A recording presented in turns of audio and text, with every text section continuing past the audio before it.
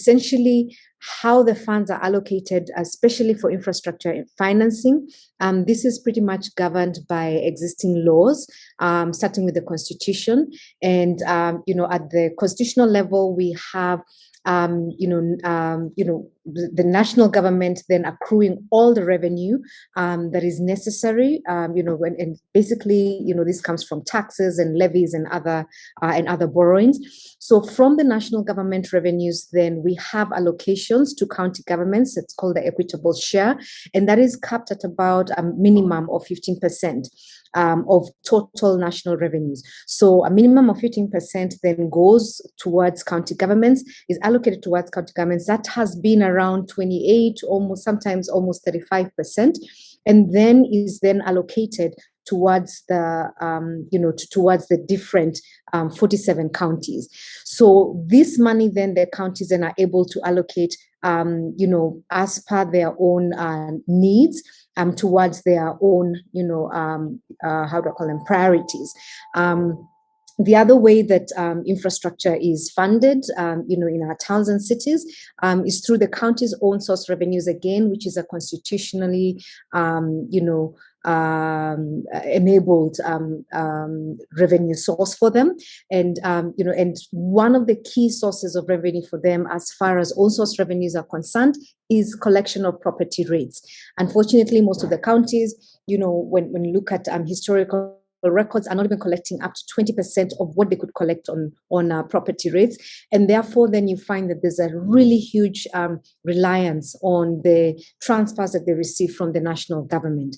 So every county, every year, based on their own source revenues and the monies that they are expecting to receive from the national government, then will have an annual finance act that then, essentially then will have thresholds for all the amount of money that they can collect, whether it's taxes, levies, fees from their citizens within their jurisdiction. And there are thresholds that then are approved every year by their county assemblies. One of the things then that they're able to do is then, they're obliged to have CIDPs, that's County Integrated Development Plans, that then now this money then needs to be allocated over the medium, can't even call it long term because it's a 5-year plan, medium term, towards now all the needs of the county's, development budgets. Some of the more marginalized counties then will also receive an additional allocation from the national government under what is called an equalization fund, and that is very specific towards things like education institutions, roads, water, sanitation, infrastructure. And this really applies to those county governments that were historically very, very marginalized.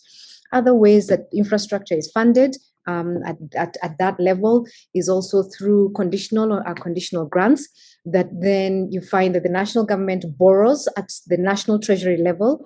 You have then an implementing agency, either a ministry at the national level, and the borrowing is done through the national treasury, and then funds are allocated to participating counties. So you'll find like the Kenya Urban Support Program, World Bank funded, that then targets and allocates resources to about 45 counties. I think Nairobi and Mombasa are excluded.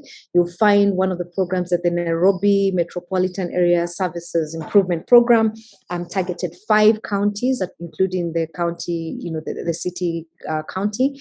And those are pretty much, the key sources. Then, of course, the counties then can borrow. They have the mandate to borrow under the Public Finance Management Act. However, there are restrictions on borrowing. Long-term borrowing has to be approved, has to receive a national government guarantee through Parliament, has to be approved by the county assemblies. Short-term borrowings, are also permissible, but of course, that would not be suitable for long-term infrastructure needs. Again, if you look at, the restrictions on county government borrowings, you can't borrow more than 20% of your, you can't borrow more than 20% of your last audited accounts. and your debt service ratios should not exceed 15%. So there is there's quite some limitations on borrowings, but that is happening.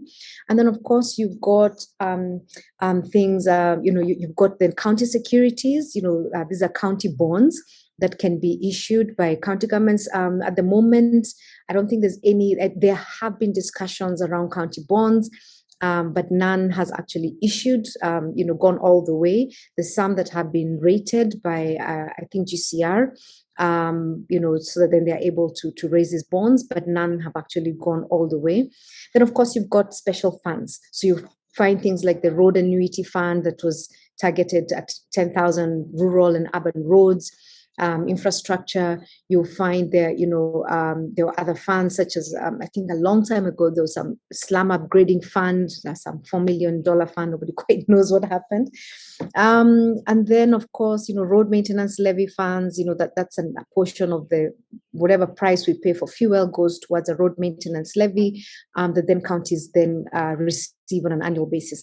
But this is really very nominal amounts, and you'll find that most of the counties then will use it just for maraming or upgrading very rural roads, but really does not go towards key infrastructure. So there is, of course, then the opportunity for county governments to participate in PPPs, but we don't yet have a county that has run with a PPP from beginning to the end. A lot of support is still received at the national government level.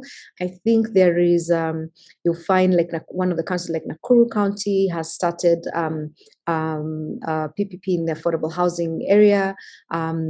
I think they also have support from the World Bank. You'll find that Nairobi County has been trying to do something around the sanitation area, waste management and energy generation.